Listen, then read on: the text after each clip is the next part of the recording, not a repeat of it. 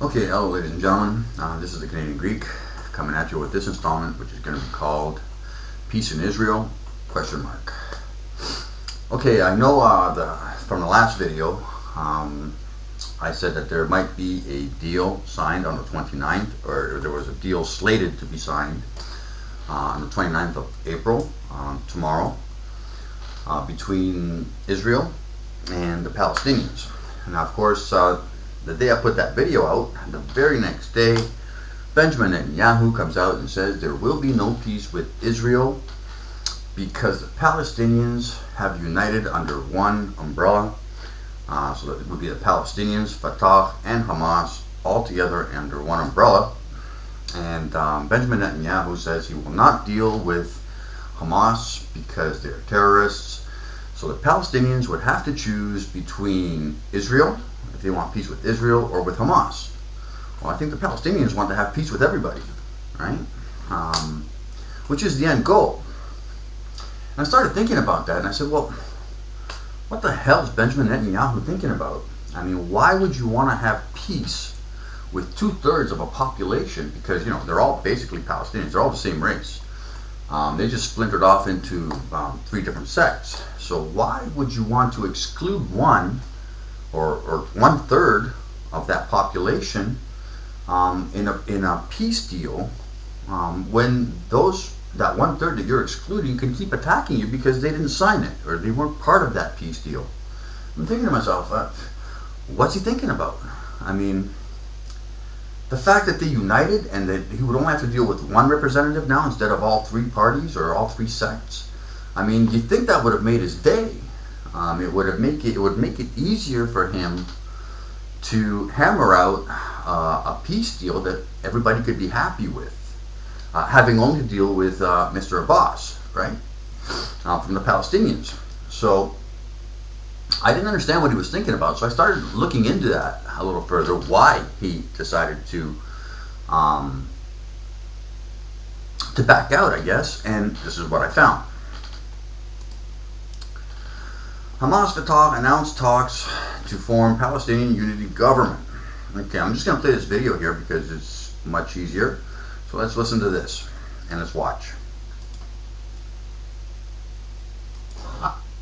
I am very proud actually of what we've managed to do. The delegation negotiated with Hamas was not only Fatah delegation, it included all parties from the PLO. And we managed to succeed in 22 hours to resolve a lot of things that have been very difficult to resolve in the past. The meaning of what was done today is that we regained back, or we're going to regain back, our lost democratic system. We will have a legislative power again, a parliament to which a government would be accountable. We will have a unified government for the first time since 2007, and we will have free and democratic elections. And as a matter of fact, this is an end, I hope, of traditional politics, where one party rule was taking over and one party rule was substituting another one party rule to the level that they divided the country into 2 pieces. Now we are talking about sharing power, about pluralism, about hopefully what could become a model of true democracy. Okay, this isn't the first time that Palestinians themselves will have seen what was described as a unity deal. How different is this and how significant do you think? People will say, well, the expectations are it may not last. Well, first of all, we did not create a new agreement. What we've agreed about is the implementation of many agreements that were agreed upon before. And all our talks took very practical approach in the sense of starting from this moment, the president has to start forming the new government. So we are talking about not things that have to wait or will be negotiated, but about practical steps that will be in action immediately. This is one difference. The other difference is that I think both Fatah and Hamas realize how much the public is angry about their division and about the loss of democracy and about the systems of nepotism and clientelism. And I think they know they will pay a high cost for this. That's why this is important. Third, it is very clear to everybody that negotiations with Israel will not lead to anything unless we change the balance of power. And it is so important for us to be unified if we want to save the Palestinian cause and get our freedom and independence and the end of occupation. let me get our viewers just some of the thoughts of others involved in both this deal today and how the Israeli Prime Minister has reacted to it. Firstly, Ismail Haniyeh, the Palestinian Prime Minister, and I quote, "I salute our people, I bless them. This is the end of the period of division," as you have suggested. This, though, from the Israeli Prime Minister Benjamin Netanyahu on the possibility of a Palestinian reconciliation. Have a listen. You're coming at an important time. We're trying to relaunch the negotiations with the Palestinians. Every time we get to that point, Abu Mazen stacks on additional conditions which he knows that Israel cannot give.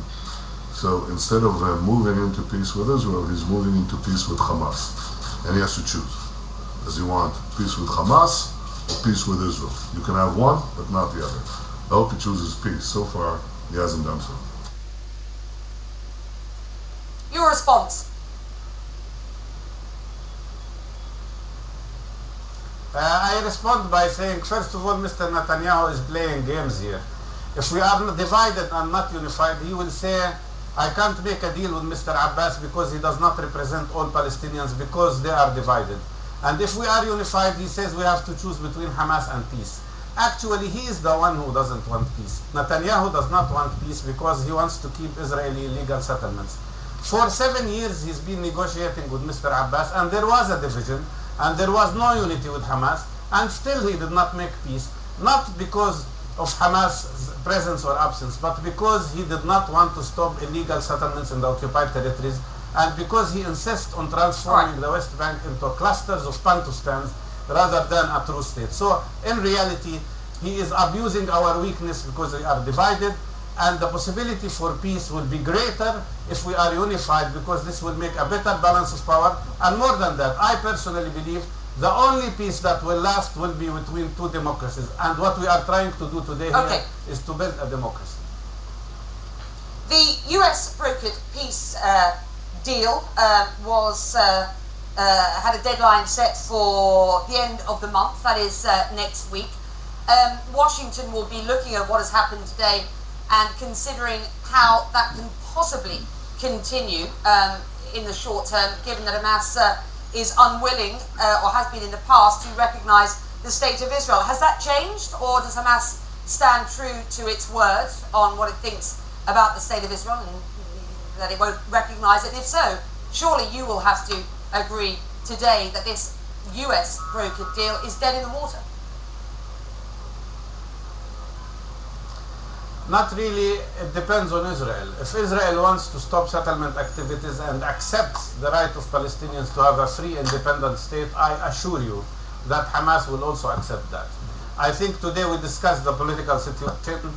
It is very clear to me that they would approve and accept two-state solution, but they wouldn't step into recognizing Israel before Israel recognizing the Palestinian state. At the end of the day, Mr. Abbas is representing the Palestinians in these talks. And if Israel wants peace, they can make a deal with him. He is now going to be representing all the Palestinians, and he is able to deliver if they want him to deliver. But as long as Israel says Palestinians have no right to have a capital in Jerusalem, and no Palestinian refugee will be allowed to come home, and Palestinians have no right to control their borders, and Israeli army will stay inside the West Bank, and Palestinians have no right to control their water or airspace or electromagnetic field, how can we have a solution? We agreed on a compromise of a state besides Israel, but Israel is compromising that compromise. In my opinion, what we've done today is a great contribution to peace, because today you can see all Palestinians in one camp, and if we sign an agreement, it would be committing to all Palestinians and not to part of them. If Mr. Netanyahu wanted really peace, he should be happy about what happened today. Now you can imagine how taken aback I was, I guess, to hear my words coming out of his mouth, or my thoughts coming out of his mouth.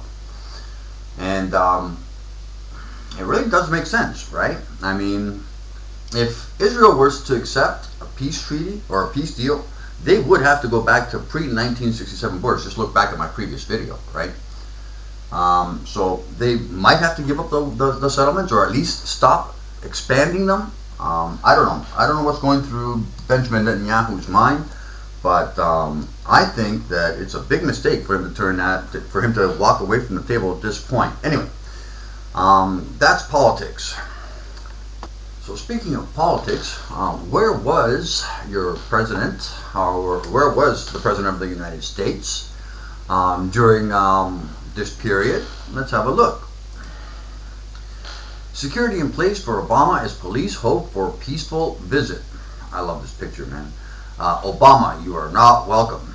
I think that's probably true for most parts of the United States at this point. Junk VFA, U.S. troops out now. Now, what was he doing down there? Let's have a look here. Manila, Philippines security measures in place for visit of U.S. President Barack Obama to the Philippines next week. A spokesman for the Philippine National Police, PNP, said. Senior Superintendent Wilbin Mayer said in a Thursday briefing that the civil disturbance management of the PNP was now on alert to ensure the safety of the U.S. delegation headed by Obama. Mayer said the PNP has also alerted the National Capital Region Police Office, NCRPO, as militant groups were threatening to hold mass actions. He assured that they have coordinated with the Presidential Security Group and the NCRPO tasked to implement security measures in Metro Manila. We already have an interagency meeting, he said. According to him, police authorities have not received any threat. We have not received any threat, and we hope his visit will be peaceful. He said in mixed Filipino English. Mayer, however, declined to detail other security measures made. Why would he, right? So the terrorists would know, or people that want to do any harm would know what their plans are? Of course. We'd keep that quiet. Anyways, on Thursday, Malasanang assured they would provide necessary security for Obama. President Benigno Aquino III, my goodness. And Obama will be, I hope Obama doesn't have to call him by that whole name. I mean, oh man, just call him Benny. Anyways, Obama will be talking about defense and security cooperation as well as trade matters between two allied countries. The Philippines is one of several countries in Asia which Obama visited after Japan, Malaysia, and South Korea. This visit highlights the commitment of the U.S. in Asia-Pacific region, and that's it, related stories. If you read between the lines on that, I think Obama is trying to beef up U.S. military presence in the Philippines, and he went to Japan and Malaysia. What's that little tour all about? Is the U.S. positioning troops, getting ready for something that's going to break out, either with China or getting more troops in, I guess, within striking distance for any Russian incursions? I don't know what's going on there, but I'm going to keep looking into that. Okay, and quickly now, let's have a little look at space, because this is very interesting. Star is discovered to be a close neighbor to the Sun and the coldest of its kind. A brown dwarf star that appears to be the coldest of its kind, as frosty as Earth's North Pole. A star that's as frosty as the North Pole, interesting, has been discovered by astronomers. The object's distance is at 7.2 light years away, making it, and if you go down here, we can go on and read the full story, but the point is, if stars, by the way, you guys know, well, I'm not even going to go into that because I'm almost out of time, but if a brown dwarf star can be as cold as our North Pole, it would be pretty hard to see, right? Because you wouldn't be able to see it. It's not a regular star. Now I'm thinking about Nemesis Nibiru. You won't be able to see it until it actually comes close enough to flame out, to actually light up. Just a little food for thought. I'm out of time. This is the Canadian Greek. I'll talk to you guys next time. I'm out.